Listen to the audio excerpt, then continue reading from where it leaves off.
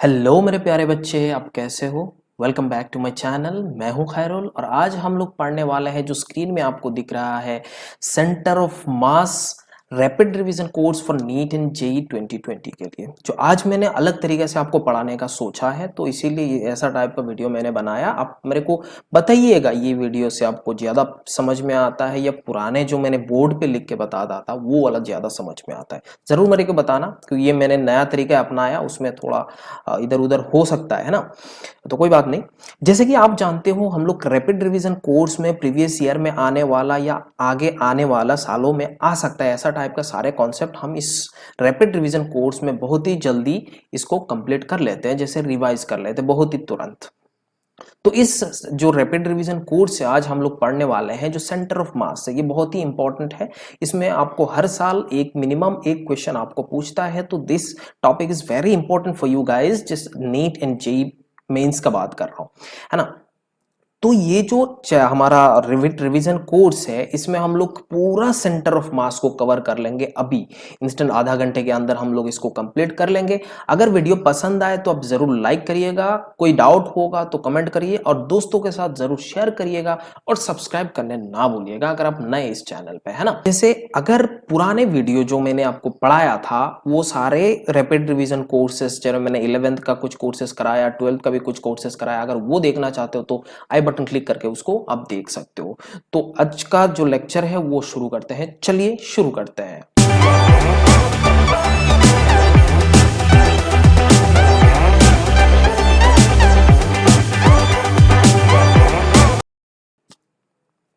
हाँ तो बच्चों, यहाँ पे हमने शुरू कर लिया। जो हमारा पहला टॉपिक है जो सेंटर ऑफ मास है, ये सेंटर ऑफ मास होता क्या है। सेंटर ऑफ मास एक ऐसा पॉइंट है, कोई भी एक बॉडी, मान लो ये एक बॉडी है, तो हम एज्यूम करते हैं कि इसका जो टोटल मास है, इसका जो टोटल मास है वो किसी भी एक पॉइंट पे क्या कर रहा है, कंसंट्रेट कर रहा है, किसी भी एक पॉइंट पे कंसंट्रेट कर रहा है। वो जिस पॉइंट पे कंसंट्रेट कर रहा है, मान लो इस पॉइंट पे कंसंट्रेट कर रहा है, सो ये हमारा हो जाएगा सेंटर ऑफ मास वाला पॉइंट। बात समझ में आ रहा है कि नहीं।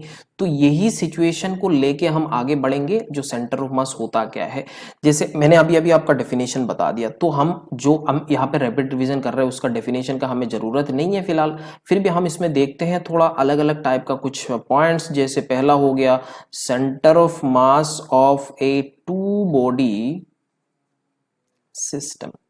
जो टू बॉडी सिस्टम को हम अभी देखने वाले हैं, जैसे आप जान था सकते हो, ये मेरा एक मास m1 है और यहाँ पे मेरा एक दूसरा मास है जैसे m2 है। Suppose m1 is greater than m2। अगर m1 is greater than m2 हो रहा है तो उस सिचुएशन में मेरा जो सेंटर ऑफ मास होगा वो किसके नजदीक होगा। जो सेंटर ऑफ मास होगा वो कहाँ पर होगा, मैंने जैसे अभी बताया। तो इसका लेंथ, अगर टोटल लेंथ में अगर इसका L मान लो, इसका टोटल लेंथ L है, तो इस सिचुएशन में इसका मास ज्यादा है तो इसके बगल में होगा, इसके नजदीक में होगा। तो अगर मैं मान लूं कि ये वाला पॉइंट हो जाएगा मेरा सेंटर ऑफ मास इस सिस्टम का। जैसे आप जानते हो जिस तरफ मास ज्यादा है उस साइड में हमारा सेंटर ऑफ मास जाता है। जैसे कि आपको बता देता हूं, जैसे कोई भी, आप मान लो ये पेन मैंने लिया, तो इसको एक पॉइंट पे ऐसे एक नाइफ से ऐसे मैंने इसको ऐसे रखा। अगर जिस पॉइंट में मेरा सेंटर ऑफ मास है उस पे मेरे अगर सपोर्ट करके रखा तो ये बॉडी इक्विलिब्रियम में रहेगा। अदरवाइज मैंने यहाँ पे पकड़ लिया तो ये बॉडी इससे नीचे गिर जाएगा, वो टॉर्क का कंसेप्ट आ जाता है ना। अगर मैं इस डायरेक्शन पे कर दिया तो इस डायरेक्शन पे चला जाएगा। अगर मैं सेंटर ऑफ मास पे सपोर्ट दे दूं तो उस सिचुएशन में ये इक्विलिब्रियम पोजीशन पे आ जाता है। बात समझ में आ रहा है।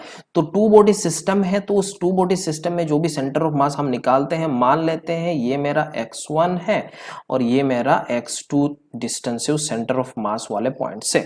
अगर मैं x1 का वैल्यू मान लूं, मतलब ये जो m1 के नजदीक है, तो उस सिचुएशन में the value of x1 will be other mass multiplied by total distance divided by total mass. Other mass जो m1 का नजदीक हम देख रहे हैं, ये सेंटर ऑफ मास से m1 कितना दूरी पे है, तो उस सिचुएशन में आधर मास को, जो m2 हमारा दूसरा मास है, वो मास multiplied by total length divided by total मास हो जाएगा हमारा ये सेंटर ऑफ मास, अगर m1 से देखा जाए। दूसरा, अगर मैं m2 से देखूं तो x2 मेरा आता है, तो आधर मास m1 हो जा रहा है, लेंथ डिवाइडेड बाय टोटल मास, ये मेरा बन जा रहा है। बात समझ में आ रहा है कि नहीं? तो ये दोनों, ये हम इलेबोरेट कर सकते हैं, इसको डिराइव कर सकते हैं, बट यहाँ पे हमें रिजल्ट का जरूरत है। किसका जरूरत है? नीट पॉइंट ऑफ व्यू, या फिर आप जेई मेंस के बच्चे हो तो इस जेई मेंस के लिए आपको सिर्फ रिजल्ट का जरूरत है। एडवांस में आपको डिराइव करने का जरूरत होता है, उसमें कुछ ज्यादा कॉन्सेप्चुअल पूछा जाता है, बट यहाँ पे आपको फॉर्मूला बेस्ड आपको क्वेश्चन पूछा जाता है ना। समझ में आ रहा है बात? तो ये मेरा टू बॉडी सिस्टम का एक था। इसमें अगर इलस्ट्रेशन में एक ले लूं, जैसे ये मैं मान लेता हूं यहाँ पे 4 kg मास है और मैंने एक रिजिड रॉड से इसको ऐसे मैंने बांध लिया, और दूसरा मास यहाँ पे मैं मान लेता हूँ ये 6 kg मास है, और इसका डिस्टेंस मैं मान लेता हूँ 3 मीटर है। इसका डिस्टेंस, दोनों के बीच का जो डिस्टेंस है वो मेरा 3 मीटर है। अगर रॉड मासलेस है, mass of this rod will be 0 मान लेता हूँ, है ना। अब यहाँ पे ये इलास्ट्रेशन में मैंने आपको पूछा, अगर मैं यहाँ पे एक नाइफ, यहाँ पे जो भी सेंटर ऑफ मास है, अगर नाइफ में एक ऐसा पॉइंट पे, वो पॉइंट कितना होगा वो निकालना है। अगर मैं उसी पॉइंट पे एक नाइफ को ऐसे सपोर्ट करके रखूं तो the system will be in equilibrium. बात समझ में आ रहा है? तो ये मेरा नाइफ हो गया, इसको ऐसे ऐसे खड़ा करके रख दिया, है ना, ऐसे करके रख दिया, तो ये इक्विलिब्रियम पोजीशन में। तो ये वही पॉइंट मैंने जो पहला लाइन में आपको बोला था, ये कॉन्सेप्ट जो सेंटर ऑफ मास का कॉन्सेप्ट है वो कौन सा होता है, जहां पे हम सपोर्ट लगा देते, वो पॉइंट हमारा सेंटर ऑफ मास बन जाता है बच्चों। बात समझ में आया? ओके। अगर यहां से आप डिस्टेंस इसको कैलकुलेट करना चाहते हो तो that x1 equals to x1 will be other mass, ये आप 4 kg मास से देख रहे हो, तो आधार mass 6 multiplied by this 3 divided by total mass equals to 10। तो ये हो जाएगा आपका, ये 3 है, ये 5 है, इसका मतलब 9 डिवाइडेड बाई 5 मीटर हो जाएगा आपका यही डिस्टेंस फ्रॉम 4 kg मास। या फिर अगर आप 6 kg मास से पूछ रहा है तो 6 kg मास के लिए आप x2 निकाल लो, जैसे 4 मल्टीप्लाइड बाई आप क्या बोल सकते हो 3 डिवाइडेड बाई टोटल मास 10, तो ये कैंसिल आउट कर लोगे तो ये आपका 5 बन जाएगा, तो 6 डिवाइडेड बाई 5। अब देख सकते हो ये टोटल डिस्टेंस जो है वो आपका 3 मीटर ही होगा। अगर x1 प्लस x2 आप लगाओगे, x1 प्लस x2 अगर मैं यहाँ पे करूँ तो ये दोनों क्या हो जाएगा, दोनों का वैल्यू मिला के आप 3 मीटर ही आपको मिल जाएगा। तो आई होप आपको इतना समझ में आ गया, जो centre of mass of two body system का कॉन्सेप्ट आपको समझ में आ गया, है ना। आगे जाके हम देखते हैं जैसे मल्टी पार्टिकल्स ऑफ सिस्टम, यहाँ पे बहुत सारे पार्टिकल्स है, उस सिचुएशन में हम सेंटर ऑफ मास को कैसे निकालते हैं। हाँ तो बच्चों यहाँ पे आपका स्क्रीन पे दिख रहा है जो centre of mass of a multi particle system. यहाँ पे बहुत सारे पार्टिकल्स है, जैसे मैं मान लेता हूँ ये एक एक्स एक्सिस मान लेता हूँ, ये मेरा एक्स एक्सिस हो गया और ये मेरा वाई एक्सिस हो, सॉरी ये वाई एक्सिस हो गया ये एक्स एक्सिस हो गया, और यहाँ पे मैं एक मास मान लेता हूँ m1 है। अच्छा चलो इसको मान लेते हैं एक्स वाई कोऑर्डिनेट मान सकते हो या फिर एक्स वाई जेड तीनों कोऑर्डिनेट आप मान सकते हो। तो ये मेरा r1 वेक्टर हो गया, यहाँ पे मास m2 है तो इसका वेक्टर हो गया r2 वेक्टर हो गया, इसका position vector from this origin, ये हमारा ओरिजिन है। ये मेरा हो गया कौन सा मास, m2 मास हो गया। यहाँ पे मैं मान लेता हूँ ये m3 मास है, ये कौन सा मास है, m3 मास है, और इसका वेक्टर हो गया r3। आपको पूछा इस सिचुएशन में उसका सेंटर ऑफ मास क्या होगा वो बताना है। अगर इस सिचुएशन में मैं सेंटर ऑफ मास पूछूं तो ये हो जाएगा, मानो यहाँ पर है, ये हो जाएगा यहाँ पर, है ना। तो बच्चों यहाँ पे मेरा जो भी सेंटर ऑफ मास है मैं मान लेता हूँ ये सेंटर ऑफ मास है और ये मेरा आरसी वेक्टर है। अब इस सिचुएशन में आपको निकालना है आरसी वेक्टर। इस सिचुएशन में अगर आपको आरसी वेक्टर निकालना है तो इस सिचुएशन में आप क्या कर सकते हैं, इसमें क्या होगा x Y coordinate x1 y1, इसमें हो जाएगा x2 y2, इसमें हो जाएगा x3 y3, ये सारे के सारे पॉइंट आ जाएगा। तो हम एक एक करके इसको निपटाते हैं। जैसे ये मान लेते हैं सेंटर ऑफ मास का जो भी हमारा कोऑर्डिनेट है वो xc yc और ये हमारा zc बन जाता है ना। तो इस सिचुएशन में अगर देखा जाए तो xc का वैल्यू क्या बन जाएगा, xc का वैल्यू इक्वल्स टू आप बोल सकते हो m1 plus m1 multiplied by x1 plus m2 multiplied by x2 plus m3 multiplied by x3 divided by total mass m1 m2 and m3। हम ये जो सेंटर ऑफ मास यहाँ पे मैंने ऐसे ही पकड़ा, ये सपोज करा, एज्यूम करा, मैंने क्या करा, ये एज्यूम करा। ये जरूरी नहीं है कि इस पॉइंट पे ही होगा, कहीं पे भी हो सकता है, यहाँ पे भी हो सकता है, यहाँ पे भी हो सकता है, या जरूरी नहीं है कि सेंटर ऑफ मास हमारा उस बॉडी पे ही हो, बाहर भी हो सकता है। जैसे रिंग हो गया, रिंग का सेंटर में हो, रिंग का मास कहाँ पर है, बाहर की ओर रहता है, रिंग का मास कहाँ होता है, बाहर की ओर रहता है, बट उसका सेंटर ही होता है सेंटर ऑफ मास का वैल्यू, है ना। तो ऐसा जरूरी नहीं है कि उस बॉडी पे ही हो, दूसरा हमारा एक YC का वैल्यू होता है जैसे YC M1 Y1 plus M2 Y2 plus M3 Y3 है ना, और उसका टोटल मास हम M2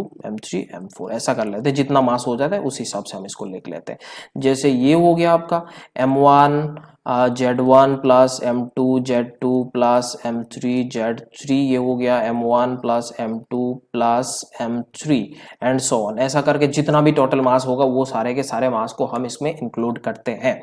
ये हो जा रहा है आपका जो बेसिक, किसी भी आप किताब उठा के देख लो यही आपको मिलने वाला है और यही कॉन्सेप्ट से आपको पूछा जाता है कभी कभी छोटे छोटे क्वेश्चंस।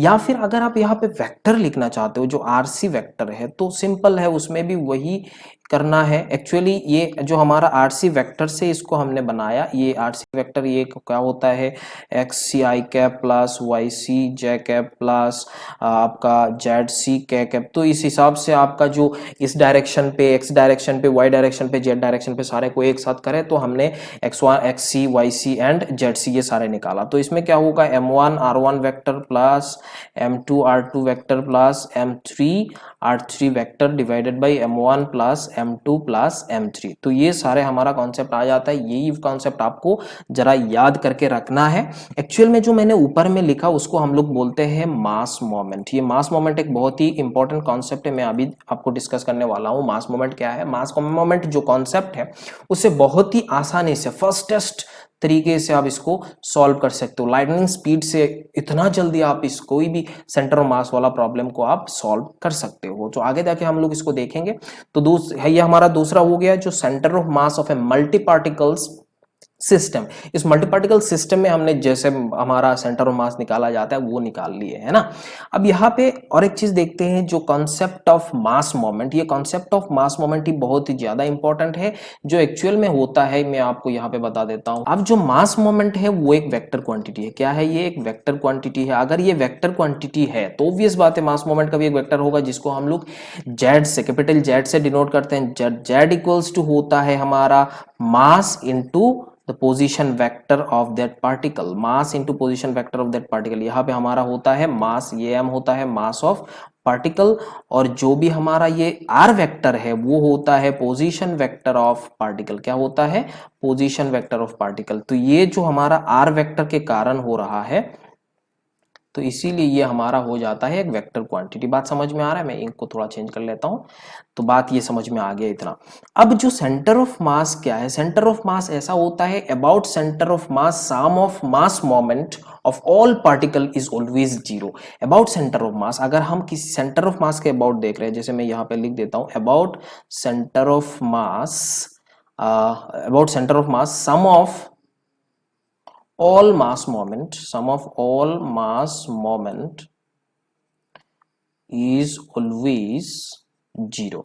अगर आप सेंटर ऑफ मास के अबाउट मास मोमेंट निकाल रहे हो तो उस सिचुएशन में उसका जो समेशन होगा, total summation is always zero. जैसे हम ओरिजिन के अबाउट लिखते हैं, जैसे अगर आपका जो RC का वैल्यू जो आ रहा है ना वो ओरिजिन आ रहा है, सपोज RC का वैल्यू ओरिजिन, मतलब आप सेंटर ऑफ मास ओरिजिन है, तो उस सिचुएशन में आप जो भी लिखते हो M1 R1 plus M2 R2 plus M3 R3 ये लिखते हो ना आप ऐसे करके, divided by total mass M1 M2 plus M3 equals to, ये आपका RC इक्वल्स टू जीरो आ रहा है। दैट मीन्स यहाँ पे जीरो, दैट मीन्स ऊपर का जो पोर्शन आपने लिखा था वो सारे के सारे का वैल्यू क्या हो रहा है, यहाँ पे जीरो हो रहा है। और ऊपर का सारे के सारे पोर्शन हम क्या बोल रहे हैं, इसको मास मोमेंट बोल रहे हैं। क्या बोल रहे हैं, इसको मास मोमेंट बोल रहे हैं। तो ऐसा सिचुएशन को लेके हम आगे जाते हैं और आपको बहुत आसानी से आपको समझ में आ जाएगा। जैसे हम लोग centre of mass of A subtractive body का निकालते हैं या एडिटिव बॉडी, जैसे एक डिस्क हो गया, उस डिस्क के आप कुछ पोर्शन को निकाल के फेंक दिए तो उस सिचुएशन में उसका सेंटर ऑफ मास क्या हो सकता है,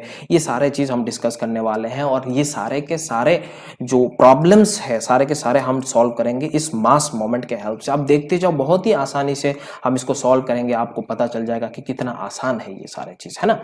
जैसे centre of mass of subtractive objects, जैसे सब्ट्रैक्टिव ऑब्जेक्ट्स का निकाल रहे हैं। जैसे सब्ट्रैक्टिव ऑब्जेक्ट आपको बता देता हूं, मानो कि ये एक बहुत ही बड़ा सा एक डिस्क है, ये बोर्ड नहीं है इसीलिए थोड़ा दिक्कत होता है। इसका रेडियस R है और इसका यहां से हमने क्या करा, एक ऐसा छोटा होल कर लिया यहाँ पे, जिसका रेडियस यहाँ पे r/2 है, और इसका जो यहाँ पे है हमारा यहाँ पे मास है, और ये पोर्शन को मैंने क्या कर लिया, इसको काट के फेंक दिया। ये कटिंग वाला प्रॉब्लम, ये क्या हो गया, इसको मैंने कट कर दिया।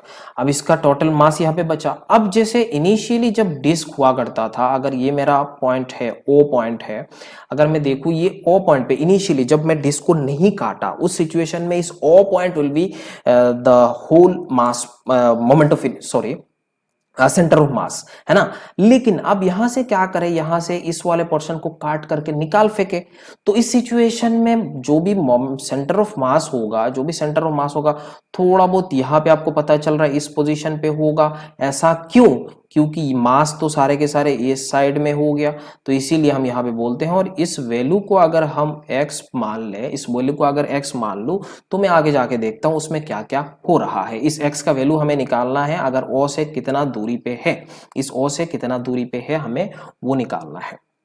ओके अब जब भी आप किसी भी बॉडी का, एक्सटेंडेड बॉडी का या फिर एक सॉलिड बॉडी का आप अगर यूनिफॉर्मली डिस्ट्रीब्यूटेड मास है, यूनिफॉर्मली डिस्ट्रीब्यूटेड मास है, तो उसका mass is directly proportional to area या फिर वॉल्यूम होता है। क्या होता है, डायरेक्टली प्रोपोर्शनल टू एरिया या फिर वॉल्यूम होता है। मतलब ये प्रोपोर्शनल होता है। प्रोपोर्शनल मतलब हमारा जो भी मास होगा वो एक proportionality constant multiplied by area या फिर proportionality constant multiplied by volume of this body होगा। अब ये तो हमारा डिस्क है, ये क्या है, ये एक डिस्क है। इस सिचुएशन में इसका एरिया आएगा, इस सिचुएशन में इसका एरिया आएगा। अगर ये स्फेयर होता तो ये हमारा वॉल्यूम आता। बात समझ में आ रहा है।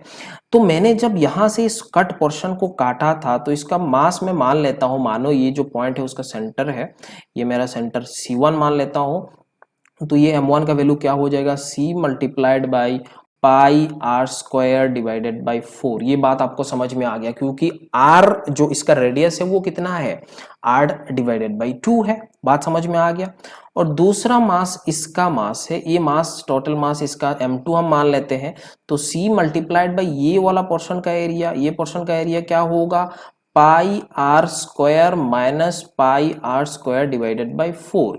इसका मतलब ये जो M2 का वैल्यू हो रहा है वो क्या होगा, C into pi r square divided by 4 multiplied by 3। Okay अगर मैं ये जो M1 मास है, इस M1 मास को मैं अगर M0 मान लूं, इस M1 मास को मैं अगर M0 मान लूं या फिर कोई M मान लूं, तो ये M हो गया।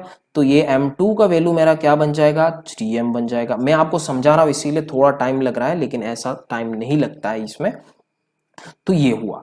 अब मैंने क्या बोला था, इसका जो मास मोमेंट है, हम किसी भी बॉडी का अगर मास मोमेंट अबाउट सेंटर ऑफ मास निकाल रहे हैं, अबाउट सेंटर ऑफ मास निकाल रहे हैं, तो उसका मास मोमेंट का वैल्यू क्या होता है, 0 होता है। अबाउट सेंटर ऑफ मास क्या है, बात समझ में आ रहा है। तो इसका सेंटर ऑफ मास क्या होगा, देखो इसमें मैं जो काट वाला पोर्शन मैंने काटा उसको क्या बोल रहा हूँ, M1 मल्टीप्लाइड बाई इसका सेंटर ऑफ मास, अगर O पॉइंट से देखा जाए तो ये r/2 दूरी पे है, तो मैंने बोल लिया r/2 प्लस इस डायरेक्शन पे हो रहा है, प्लस M2 मल्टीप्लाइड बाई ये माइनस x, क्योंकि वो x अगर हम सेंटर ऑफ मास को ओरिजिन मान रहे हैं तो ये लेफ्ट साइड में आपको दिख रहा है, तो इसलिए माइनस आया, दैट इज इक्वल्स टू 0। तो बोल सकते हो m multiplied by r/2 equals to 3m multiplied by x। ये कैंसिल आउट हो गया, और आपका x का जो वैल्यू है वो r डिवाइडेड बाई 6 नजर आया। r डिवाइडेड बाई 6 नजर आया, तो यही पोर्शन हो गया इसका सेंटर ऑफ मास। अभी जो सेंटर ऑफ मास आपको यहाँ पे पूछा था, ये सेंटर ऑफ मास हो गया आपका वैल्यू। अब यहाँ से अगर O पॉइंट से कितना दूरी पे है अगर आपको पूछा, तो यहाँ पे आप इसको निकाल सकते हो। तो ये था हमारा एक इलास्ट्रेशन। ऐसा बहुत सारे इलस्ट्रेशन आपको पूछ सकता है, जैसे नीट एंड जेई में आपको पूछा, जैसे मान लो ये एक स्क्वायर प्लेट है, यहाँ से एक स्क्वायर प्लेट से हमने क्या करा, एक ये सेंटर हो गया उसका, इस स्क्वायर प्लेट से यहाँ से एक ऐसा सर्कल को हटा दिया। जब सर्कल को काट फेंक दोगे, ये कट कर लिया, तो उस सिचुएशन में इसका मास आप जरा ध्यान से देखना, directly proportional to either area या फिर वॉल्यूम होगा, आइदर एरिया या फिर वॉल्यूम। इस पोर्शन का जो भी मास होगा, mass is directly proportional to area और फिर वॉल्यूम। अब फिर वही आप सेंटर ऑफ मास के अबाउट आप इसका अगर मास मोमेंट निकालोगे, मास मोमेंट निकालोगे और total moment equals to mass moment equals to 0 लगा दोगे, तो आपने आप ये क्वेश्चन आपका सॉल्व हो जाएगा। बात समझ में आ रहा है कि नहीं। या फिर इस सिचुएशन में मैंने जो अभी अभी आपको यहाँ पे कराया, तो इस सिचुएशन में अगर ये मेरा ये अगर मेरा स्फेयर होता, सपोज ये मेरा स्फेयर होता, तो इस सिचुएशन में m1 का वैल्यू क्या होता, c इंटू जो भी c कांस्टेंट है, c इंटू 4/3 पाई r/2 होल क्यूब, ये हो गया। और m2 का जो भी वैल्यू होता वो कितना होता, वही सेम c इंटू 4/3 पाई r क्यूब माइनस r/2 का होल क्यूब। ये दोनों अब स्फेयर से आप इसको निकाल सकते हो। क्यों ऐसा, क्योंकि उसका हमें एरिया, इसका जो एरिया टोटल वॉल्यूम है, ये हम लोग क्या कर रहे हैं इसमें, जो 4/3 ये वॉल्यूम हमने पकड़ा, यहाँ पे जो भी नेट वॉल्यूम आपका बचा, क्योंकि वो पोर्शन तो अब हट गया, जो पोर्शन बचा है उस पोर्शन से हम लेके आगे गए हैं। इसको बात समझ में आ रहा है, इतना तो आपको समझ में आ गया होगा। चलिए आगे देखते हैं, और भी बहुत सारे कॉन्सेप्ट हमें पढ़ना बाकी है। हाँ तो बच्चों, यहाँ पे अभी हम लोग पढ़ने वाले हैं centre of mass of additive objects. जैसे एडिटिव ऑब्जेक्ट एक ऑब्जेक्ट है, उसमें दूसरा ऑब्जेक्ट को हमने इंक्लूड कर लिया, तो उस सिचुएशन में सेंटर ऑफ मास क्या हो सकता है, उसको आपको थोड़ा देखना है। जैसे मैं मान लेता हूं यहाँ पे एक डिस्क है, ये एक डिस्क है जिसका सेंटर या सेंटर पॉइंट ये है। अगर इस सिचुएशन में देखा जाए तो इसका सेंटर ऑफ मास तो ये हो गया, हाँ ये इसका रेडियस हो गया r/2।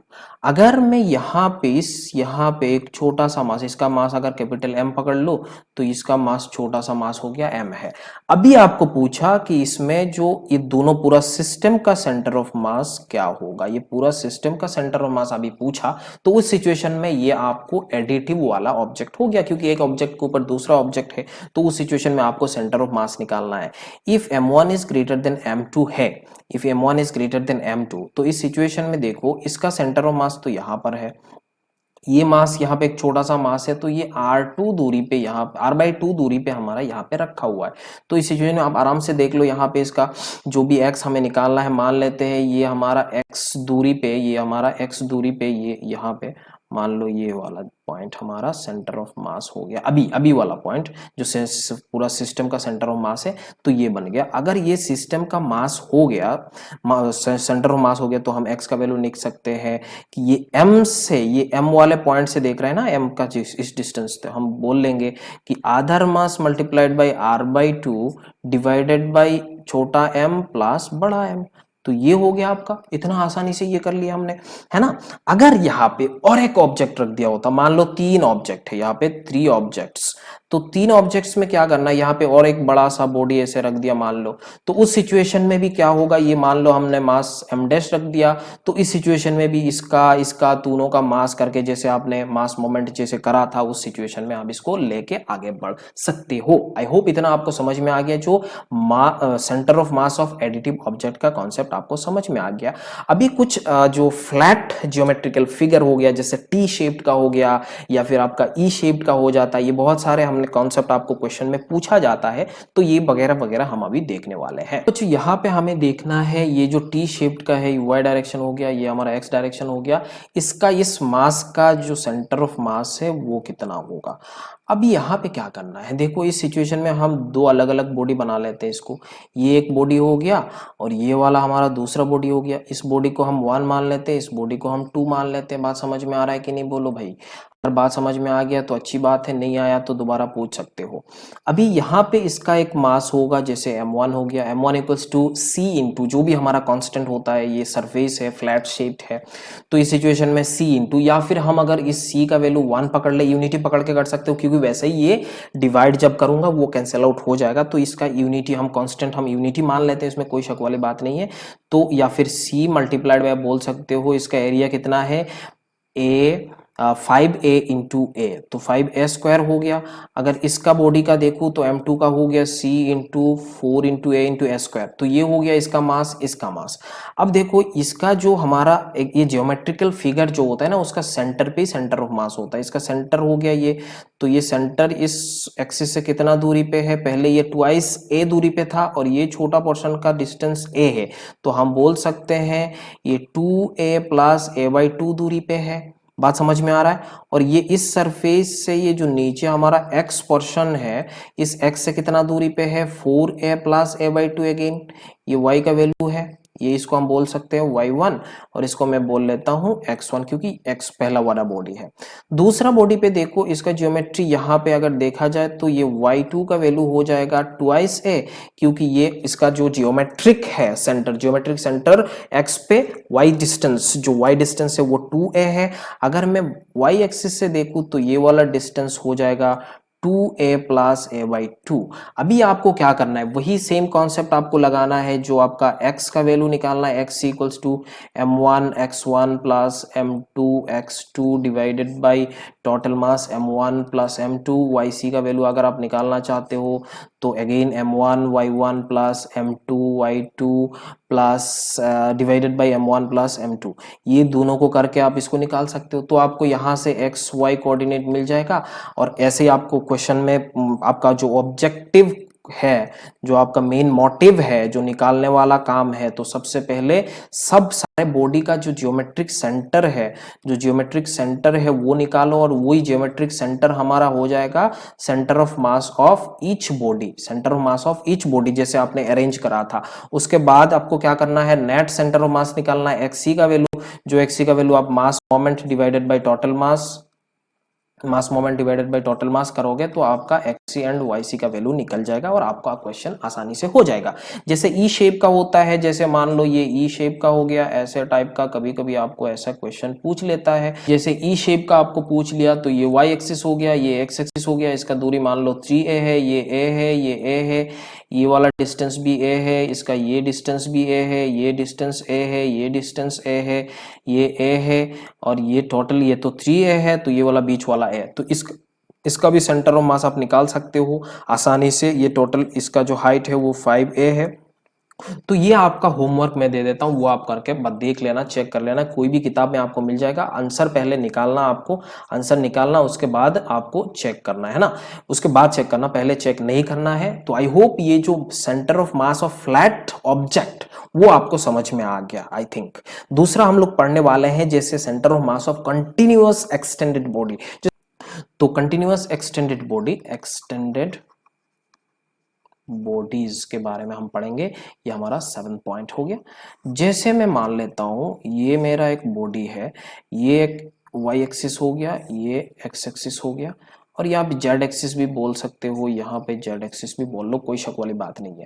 अब इस सिचुएशन में जब आप सेंटर ऑफ मास निकालते हो इस बॉडी का, तो हम क्या करते हैं, एक छोटा सा मास पकड़ लेते हैं, ये वाला, इस छोटा सा मास का वैल्यू हम मान लेते हैं डीएम है और ये डीएम जो हमारा ओरिजिन है, उस ओरिजिन से इतना दूरी पे है, आर दूरी पे है। क्या दूरी पे है, आरसी दूरी पे। ये हमारा हो जा रहा है ये डीएम मास का सेंटर ऑफ मास का पोजीशन, ये क्या हो गया, सेंटर ऑफ मास का पोजीशन हो गया।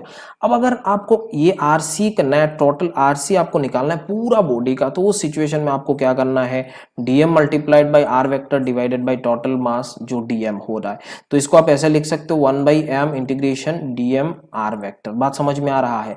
तो ये जो डीएम आर वेक्टर लिखे हैं आप, एक्चुअल में आपने कौन सा लिखा, जो मास मोमेंट, जो क्या लिखा आपने, मास मोमेंट लिखा। बात समझ में आया कि नहीं भाई, बोलो। मैंने हमेशा बोला था मास मोमेंट का बहुत ही जरूरत पड़ता है, तो यहां से ये निकल गया। अगर आप x का वैल्यू निकालना चाहते हो, हाँ तो बच्चों अगर आप x का वैल्यू निकालना चाहते हो तो आप क्या करोगे, integration DM X divided by total mass. y का वैल्यू निकालना चाहते हो तो integration DM Y divided by total mass, या फिर जेड सी निकालना चाहते हो तो DM Z divided by total mass. तो ये एक एक सारे निकालना है और फिर इंटीग्रेट करना है, जो भी आपका इंटीग्रेशन का जो भी आपका लिमिट दे देगा उस सिचुएशन में, उसको करके आप इसको बहुत ही आसानी से सॉल्व कर सकते हो। आई थिंक इतना आपको समझ में आ गया एक्सटेंडेड बॉडी का। लेकिन यहाँ पे एक्सटेंडेड बॉडी का कुछ स्टैंडर्ड फॉर्मूला है, जैसे आपको याद रखना हो गया, जैसे हो गया हाफ डिस्क हो गया, हाफ रिंग हो गया, हेमिस्फेयर हो गया, उसके बाद आपको सॉलिड हेमिस्फेयर हो गया। ये सारे चीज आपको कौन कौन शेप्ड का भी क्या क्या होता है, ये सारे चीज आपको याद रखना है। उसके लिए मैं एक ट्रिक आपको बता देता हूं अभी, बहुत ही अच्छा ट्रिक, आप उसको अपनाइए और अपने समझ में आ जाएगा, क्योंकि हमें रिजल्ट का जरूरत है। हमें क्या चाहिए, रिजल्ट का जरूरत है। अभी नया चीज आपको नहीं पढ़ना है, पुराना चीज को रिवाइज करना है, पुराना चीज को अच्छे से रिवाइज करो और अच्छा स्कोर करो। अच्छा स्कोर करने के लिए आपका रिवीजन बहुत ज्यादा इंपॉर्टेंट है। आप अच्छे से करोगे तो आप 100% 600 प्लस मार्क्स आप अचीव कर सकते हो। एक एक प्रॉब्लम्स, एक एक क्वेश्चन आप करो, सारे पढ़ने का कोई जरूरत नहीं है, लिमिटेड चीज पढ़ो। लिमिटेड चीज इन द सेंस ऐसा नहीं है कि एक ये ये टॉपिक हमने चूज करा, जो चैप्टर पढ़ रहे हो वो पूरा पढ़ना है। बात समझ में आ रहा है कि नहीं? जो भी आपका नीट में क्वेश्चन पूछा जाता है उस हिसाब से ये सारे चीज मैंने आपको पहले बता दिया। जो मेरा एक वीडियो भी है अपने स्ट्रेटेजी वाला वीडियो, आप उसको देख सकते हो। मैंने वहां पे 60 डेज का स्ट्रेटेजी वो लॉकडाउन 2 के बाद मैंने बनाया, फिर भी आप उसको देख सकते हो। अभी तो दो आपका 60 डेज ही बचा हुआ है, उस हिसाब से आप पढ़ सकते हो आराम से, है ना। तो अभी पढ़ते हैं हम लोग थोड़ा स्टैंडर्ड प्रॉब्लम्स, जैसे थोड़ा स्टैंडर्ड हो रहा है वो थोड़ा हम लोग स्टैंडर्ड लोग हो गए, है ना। तो यहाँ पे मैं आपको बता देता हूँ, जैसे हाफ रिंग का हो गया, सम स्टैंडर्ड रिजल्ट्स आपको देखना है। ये स्टैंडर्ड रिजल्ट जैसे हो गया आपका हाफ रिंग हो गया, जैसे हो गया आपका हाफ रिंग का वैल्यू। यह हाफ रिंग कैसे होता है, ऐसा शेप का होता है, और ये हमारा YC है। इसका वैल्यू मैं आपको याद करने के लिए आपको मैं बता दूंगा कैसा है, 2r डिवाइडेड बाई पाई। अगर यहाँ पे हाफ डिस्क का बात करूँ मैं, ये हाफ डिस्क हो गया, तो ये आपको कई भी किताब में आपको दे देगा, लेकिन मैं आपको याद दिला दूंगा कैसे आपको याद करना है, 4r डिवाइडेड बाई 3 पाई। और तीसरा हो गया आपका एक मान लेते हैं हम लोग हॉलो स्फेयर मान लेते हैं, हेमिस्फेयर ऐसा शेप का, इसका हमारा हो गया r/2 हो गया, सॉरी r हो गया r/2 कहाँ से हो जाएगा। तो इसका वैल्यू जो भी YC होता है वो हमारा होता है r/2। अगर ये हॉलो है तो r/2, अगर ये सॉलिड है तो ये हमारा सॉलिड है तो उसका YC का वैल्यू होता है हमारा 3r डिवाइडेड बाई 8। और उसके बाद अगर ये हमारा कोन हो रहा है, होलो कोन और ट्रायंगुलर प्लेट का एक जैसा होता है, होलो कोन और ट्रायंगुलर प्लेट का एक जैसा होता है। अगर इस कोन का हाइट हमारा h है तो हम बोल लेते हैं h equals to h divided by 3 हो जा रहा है। तो ये हमारा होलो कोन और होलो हमारा जो ट्रायंगुलर प्लेट है दोनों का सेम है। अगर सॉलिड कोन हो जा रहा है तो सॉलिड कोन का अगर हाइट आपका h है तो इसका जो YC है, ये सॉलिड है, ये आपको याद रखना है। तो ये हो गया हमारा YC का वैल्यू हो जाता है h डिवाइडेड बाई 4। ये तो हमारा पूरा एक A to Z आपको याद रखना है। तो ये आपको याद रखने के लिए मैंने एक अच्छा तरीका अपनाया, वो अच्छा तरीके से आपको बता देता हूँ, आप ध्यान से उस चीज को देखो। जैसे मैं बोल रहा हूँ, ये CTHR और फिर SD, ये आसान है, हम जब पढ़ते थे वैसे ही पढ़ते हैं, है ना। तो यहाँ पे देखो, ये मैंने बोला सिनेमा टाइम ऋतिक रोशन श्रीदेवी, सबको मैं एक एक करके बताऊंगा। यहाँ पे मेरे ऐसे ऐसे आप ऐसे ऐसे लाइन मैंने बना लिया। अब यहाँ पे मेरे को लिखना है, जैसे तरीका देखो, मैंने क्या बोला, सिनेमा टाइम ऋतिक रोशन श्रीदेवी, बहुत मजेदार चीज है, सिनेमा टाइम ऋतिक रोशन श्रीदेवी, है ना। अब देखो यहाँ पे मैंने सारे के सारे डैश डैश बना लिया, और यहाँ पे मैंने 4 लिखा, यहाँ पे मैंने 3 लिखा, यहाँ पे मैंने 2 लिखा, यहाँ पे मैंने 2 लिखा, यहाँ पे मैंने 3 लिखा, यहाँ पे 4 लिखा। बात समझ में आ गया। अब देखो ये जो मैंने C लिखा ये डिफाइन कर रहा है आपको कोन, तो कोन का क्या होता है, हाइट होता है। ये मैंने ट्रायंगुलर प्लेट या फिर हॉलो आपका जो ये कोन है उसका हो रहा है, तो इसमें भी H होता है, तो हमने H करा। ये H जो है वो हमारा हो रहा है होलो हेमिस्फेयर, ये जो मैंने आपको बताया होलो हेमिस्फेयर, तो होलो हेमिस्फेयर है, तो होलो हेमिस्फेयर ये सर्कुलर होता है, तो ये R हो गया। अब यहाँ पे जो ये R डिफाइन कर रहा है वो हमारा रिंग डिफाइन कर रहा है। ये रिंग में क्या होता है, यहाँ पे R होता है, ये हमारा सॉलिड स्फीयर है तो यहाँ पे भी R हो जाएगा, और ये डिस्क है अगेन R हो जाएगा। ये तो हमने पूरा भर लिया अपना जो भी भरना था।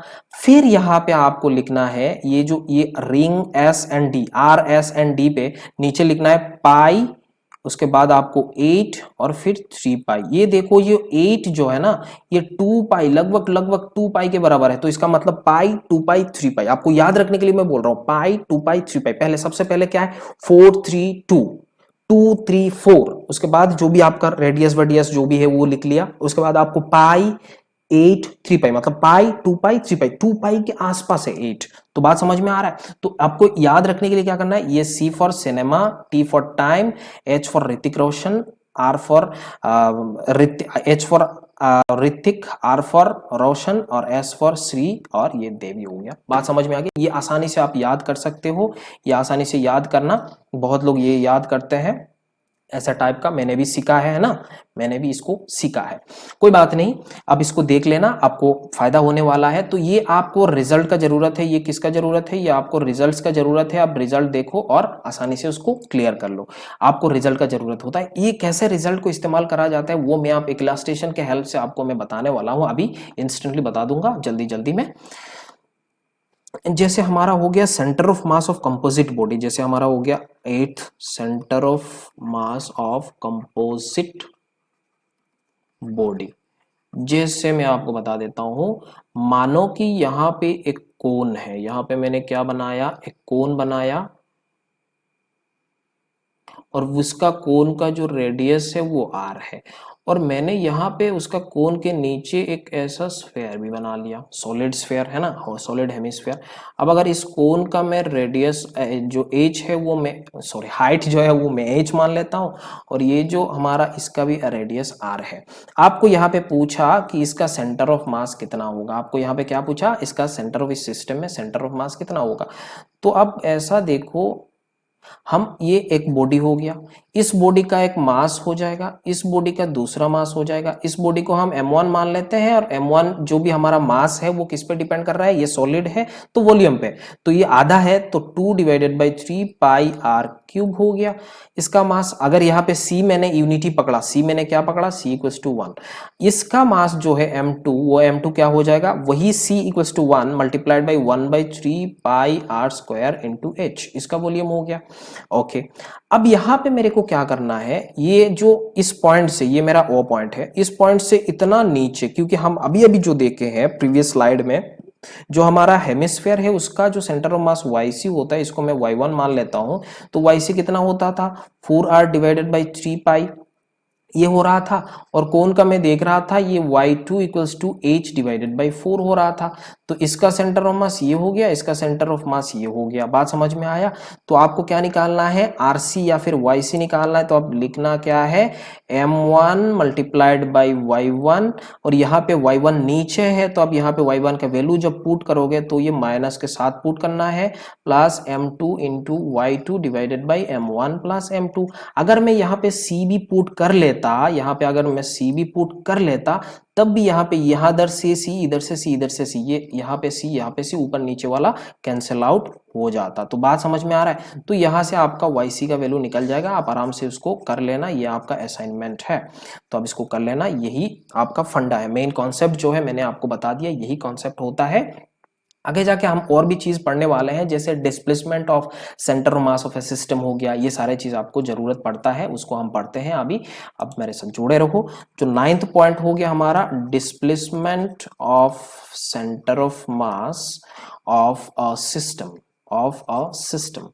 जैसे मैंने अभी आपको बता देता हूं, जैसे मैंने आप पढ़ा था, हमने पहले थोड़ी देर पहले भी पढ़ा था, m1 r1 plus m2 r2 plus m3 r3, ये सारे चीज हमने पढ़ा है कि नहीं, बोलो, divided by m1 plus m2 plus m3, ये चीज हमने पढ़ा था।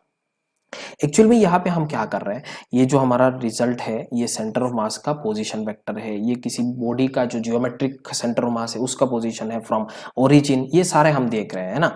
तो अगर हम यहाँ पे इसका डिस्प्लेसमेंट चाहिए, मतलब उसका स्मॉल चेंज, दैट मीन्स हमें चेंज चाहिए, चेंज मीन्स डेल्टा RC आप यहाँ से निकाल सकते हो, तो डेल्टा RC इक्वल्स टू आपका क्या हो जाएगा, वही same m1 delta R1 plus m2 delta R2 plus m3 delta R3 and so on, ऐसा करके आगे जाएगा, divided by m1 plus m2 plus m3 and so on, ऐसा करके आगे जाएगा। तो ये आपका RC का वैल्यू मिल गया, जो भी डिस्प्लेसमेंट है, यहाँ पे क्या मिला आपको, ये डिस्प्लेसमेंट का वैल्यू मिल गया। अभी इलास्ट्रेशन एक करते हैं उसको, और आसानी से आपको समझ में आ जाएगा। जैसे मैं आपको बता दूं, यहाँ पे मैं बोल लेता हूँ, मानो कि ये एक प्लैंक है, मानो कि ये एक प्लैंक है, यहाँ पे एक लड़का खड़ा है, यहाँ पे दूसरा लड़का खड़ा है। ये प्लैंक मानो x1 डिस्टेंस इस डायरेक्शन पे जा रहा है, ये बॉडी x2 डिस्टेंस, इसको मैं m1 मान लेता हूँ, इसको मैं m2 मान लेता हूँ, इसको मैं m3 मान लेता हूँ, और ये इस डायरेक्शन पे x3 डायरेक्शन पे जा रहा है। अभी आपको पूछा कि यहाँ पे जो displacement of centre of mass है वो आपको निकालना है। अभी जो मैंने पहला एक पॉइंट हम इधर बोल लेता हूँ मैं, पहला पॉइंट में विथ रेस्पेक्ट टू ग्राउंड पकड़ रहा है। जैसे विथ रेस्पेक्ट टू ग्राउंड आपको पूछा कि भैया यहाँ पे जो भी आपका ये कॉन्सेप्ट आपको दिया हुआ है ये विथ रेस्पेक्ट टू ग्राउंड है, ये इसका जो m1 m2 का वेलोसिटी स्पीड जो भी डिस्टेंस कवर कर रहा है डिस्प्लेसमेंट या x3 एंड x1 सारे के सारे विथ रेस्पेक्ट टू ग्राउंड हम देख रहे हैं। क्या देख रहे हैं? With respect to ground. आपको क्वेश्चन में मेंशन कर देगा। तो उस सिचुएशन में आप आरसी का जो वैल्यू होगा डिस्प्लेसमेंट वो सिंपल होगा m1 प्लस m1 x1 क्योंकि ये राइट डायरेक्शन पे जा रहा है, m2 x2 राइट डायरेक्शन पे जा रहा है, प्लस m3 x3, बट यहाँ पे x3 का वैल्यू निगेटिव आएगा तो यहाँ पे हम निगेटिव इसको लिखेंगे, यहाँ पे माइनस x3 यहाँ पे divided by m1 plus m2 plus m3। बात समझ में आ रहा है? ये निगेटिव मैं पुट करा, क्यों? क्योंकि ये इस डायरेक्शन पे जा रहा था x2 का, सॉरी ये x3 का वैल्यू है ना, तो ये x3 इस डायरेक्शन पे जा रहा था। बात एक पॉइंट आया। दूसरा पॉइंट, अगर सोचो अगर ये जो हमारा x1 है और ये x3 है और ये x2 है वो विथ रेस्पेक्ट टू प्लैंक है, विथ रेस्पेक्ट टू क्या है? प्लैंक है। तो उस सिचुएशन में अगर मैं m1 का डिस्प्लेसमेंट देखूं विथ रेस्पेक्ट टू ग्राउंड तो क्या हो जाएगा m2 का, तो ये m2 का हो जाएगा x2 प्लस x1, और m3 का अगर देखूं तो क्या हो जाएगा? ये x3 इस डायरेक्शन पे जा रहा है, प्लैंक इस डायरेक्शन पे जा रहा है, तो net will be x3 minus x1 और ये इस डायरेक्शन पे जा रहा होगा। बात समझ में आ रहा है? तो इसी में वही सेम आरसी का जो भी हमारा ये डिस्प्लेसमेंट हमें निकालना है तो वही सेम कॉन्सेप्ट, जैसे m1 हो गया, m1 तो हमने पहले ही कर लिया, m1 x1 plus m2 into x2 plus x1 minus m2 m3 minus m3 into x3 minus x1। जैसे नेट वाला हम इस डायरेक्शन पे मान रहे हैं तो m1 plus m2 plus m3। तो ये हो गया आपका ये डिस्प्लेसमेंट का जो भी पॉइंट आपको पूछा गया, तो डिस्प्लेसमेंट वाला पॉइंट आपको यहाँ पे समझ में आ गया मेरे ख्याल से, है ना। तो ये बहुत आसान है, ये इतना मुश्किल है नहीं, ये इतना मुश्किल है नहीं, आपको समझ में आ जाएगा। अभी एक छोटा सा पॉइंट हमारा बचा हुआ है जैसे वेलोसिटी एंड एक्सीलरेशन, उसको अभी निपटाते हैं, उसके बाद हमारा यही रैपिड रिवीजन का जो कोर्स है वो खत्म करते हैं। मतलब इस लेसन सेंटर मास पूरा तो खत्म नहीं कर सकते, है ना। तो यहाँ पे हमें पढ़ना है जो हमारा लास्ट है अंत वाला, velocity and acceleration of centre of mass, velocity and acceleration of centre of मास। जैसे मैंने अभी अभी बोला कि आरसी का वैल्यू हमने क्या करा, जो भी हमने क्या करा, m1 r1 vector plus m2 r2 vector plus m3 r3 vector है, यही कराना ना, एंड सो ऑन। और यहाँ पे m1 plus m2 plus m3 यही करा था। अगर मेरे को वेलोसिटी चाहिए, अगर मेरे को वेलोसिटी चाहिए तो वेलोसिटी करते वक्त मैं क्या करता, ये जो है उसको with respect to time differentiate कर लेता, तो यहाँ पे क्या हो जाता, m1 v1 plus m2 v2 plus m3 v3 हो जाता। मतलब सबको मैं डिफरेंशिएट कर लिया with respect to time, m1 m2 m3 यही करा ना, एंड सो ऑन, यहाँ पे एंड सो ऑन कर लेना। अब जरा ध्यान से देखो, ये जो मैंने ऊपर में पोर्शन लिखा था m1 v1 m2 v2 ये सारे चीज एक्चुअल में क्या है, पूरा मोमेंटम ऑफ दिस सिस्टम है। ये क्या है, पूरा मोमेंटम ऑफ दिस सिस्टम। तो आप बोल सकते हो जो velocity of centre of mass can be written as total momentum of this system divided by summation of mass. बात समझ में आ रहा है? अगर आपको मोमेंटम ऑफ दिस सिस्टम भी पूछा तो आप ऐसे भी लिख सकते हो कि टोटल मास मल्टीप्लाइड बाय जो सेंटर ऑफ मास का वेलोसिटी है। बात समझ में आ गया? ओके, ये वेलोसिटी का था। अगर एक्सीलरेशन आपको पूछा तो हम क्या करते हैं, इस वेलोसिटी को दोबारा डिफरेंशिएट कर लेते हैं। तो वेलोसिटी का differentiate m1 a1 plus m2 a2 plus m3 a3 and so on divided by वही m1 plus m2 plus m3 and so on. तो यहाँ पे वही सेम इसका m1 का एक्सीलरेशन, m2 का एक्सीलरेशन, ये सबको हम लेके आगे बढ़े हैं। उसके बाद जो मैंने ऊपर ये वाला पोर्शन लिखा, ये एक्चुअल में क्या है, external force, summation of all external forces divided by total मास हो जाएगा आपका इसका सेंटर ऑफ मास का एक्सीलरेशन। इसका मतलब अगर आप किसी भी बॉडी का अगर टोटल फोर्स निकालना चाहते हो, एक्सटर्नल फोर्स निकालना चाहते हो, तो क्या करना है, एक्सटर्नल फोर्स इक्वल्स टू आप क्या करोगे, मास, टोटल मास हो गया into acceleration of centre of मास। इसका मतलब जो भी हमारा किसी भी बॉडी का, अगर मान लो कि एक बॉडी एक्सीलरेट कर रहा है इतना एक्सीलरेशन से, मान लो एक body is accelerating at 2 metre per second square, तो ये जो 2 मीटर पर सेकेंड स्क्वायर था वो एक्चुअल में उस बॉडी का सेंटर ऑफ मास का ही एक्सीलरेशन है, या वेलोसिटी कुछ बोला तो वो पूरा बॉडी का जो सेंटर ऑफ मास है उस सेंटर ऑफ मास का ही एक्सीलरेशन वेलोसिटी है। बात समझ में आ रहा है? तो यही चीज आपको थोड़ा ध्यान में रखना है, ये चीज आपको थोड़ा ध्यान में रखना है। उसके बाद इस जो लेसन है इसमें हमारा वही डायरेक्ट जो भी सेंटर ऑफ मास के ऊपर क्वेश्चन पूछ लेता है तो यहां से खत्म हो जाता है। बट इस सिचुएशन में मैं आपको बता देता हूं, अगर किसी भी सिस्टम में इफ ऑन अ सिस्टम अगर एक्सटर्नल फोर्स जो हमारा है वो नेट एक्सटर्नल फोर्स मैं बोल लेता हूं यहाँ पे, net external force equals to 0, that means इस बॉडी का सेंटर ऑफ मास का एक्सीलरेशन इक्वल्स टू 0। इस बॉडी का सेंटर ऑफ मास का acceleration is 0 means centre of mass का जो वेलोसिटी है वो कांस्टेंट है। अगर इस वेलोसिटी कांस्टेंट हो जा रहा है, ये वेलोसिटी अगर कांस्टेंट है तो पूरा सिस्टम का जो मोमेंटम है, पूरा सिस्टम का मोमेंटम भी क्या हो जाएगा, कांस्टेंट हो जाएगा। और इसी कंडीशन को ही हम लोग क्या बोलते हैं, कंजर्वेशन ऑफ मोमेंटम। क्या बोलते हैं, कंजर्वेशन ऑफ मोमेंटम। भैया इतना आपको समझ में आ गया। और वही नेक्स्ट जो हमारा चैप्टर होगा वो होगा कंजर्वेशन ऑफ मोमेंटम। ये बहुत ही ज्यादा इंपॉर्टेंट है।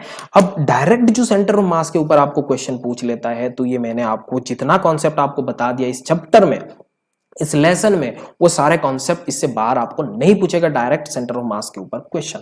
बात समझ में आ गई? जैसे डिस्प्लेसमेंट के ऊपर क्वेश्चन पूछ सकता है, वेलोसिटी के ऊपर क्वेश्चन पूछ सकता है, या फिर किसी कंपोजिट बॉडी का सेंटर ऑफ मास निकालना है, या फिर एक्सटेंडेड बॉडी का हो गया, या फिर आप देख सकते हो एडिटिव बॉडी का, सब्ट्रैक्टिव बॉडी, ये सारे चीज हमने यहाँ पे कर लिया।